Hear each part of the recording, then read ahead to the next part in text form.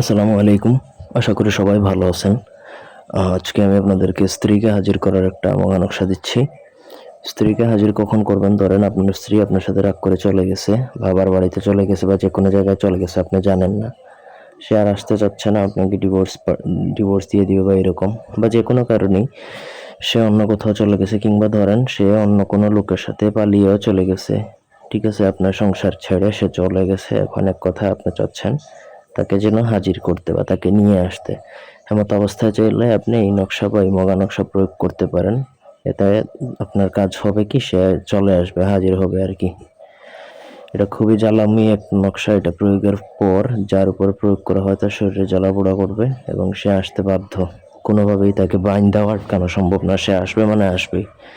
পুরো ভিডিওটা না টেনে শেষ পর্যন্ত দেখবেন। আমার চ্যানেলটা সাবস্ক্রাইব করবেন, লাইক কমেন্ট শেয়ার করবেন। আপনাদের ব্যক্তিগত যে কোনো প্রয়োজন কিংবা যে কোনো কাজ আমাদেরকে দিয়ে করাতে চাইলে স্ক্রিনে দেওয়া নম্বরে সরাসরি ফোনে, হোয়াটসঅ্যাপে কিংবা ইমোতে যোগাযোগ করে যে কোনো কাজ করাতে পারবেন, দেশে কিংবা দেশের বাইরে থেকে।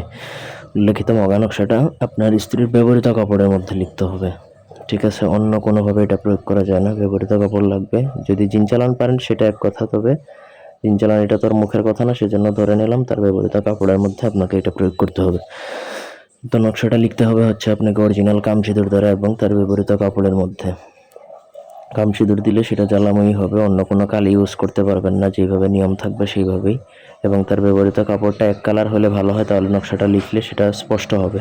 প্রিন্টেড কাপড় হলে সেটাতে নকশাটা লেখা যাবে না। তো তার ব্যবহৃত কাপড় এগুলান মোটামুটি এইসব কাপড়ে প্রয়োগ করলে ভালো হয়, যেমন ব্লাউজ অথবা পেটিকোট টাইপের বা এক কালার যে কোনো কাপড়ের মধ্যে আপনি নকশাটা লিখবেন অরিজিনাল কামসিঁদুর দ্বারা। নামের জায়গায় নাম লিখবেন, স্ত্রীর, বাবার নাম, মায়ের নাম, ঠিকানা লিখবেন।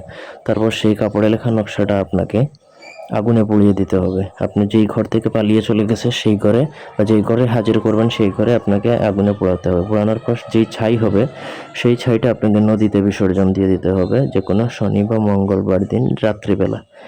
তো এই ছিল পুরো প্রসেস। 72 ঘন্টার মধ্যে সে হাজির হবে, গ্যারান্টি দিচ্ছি। ধন্যবাদ সবাইকে।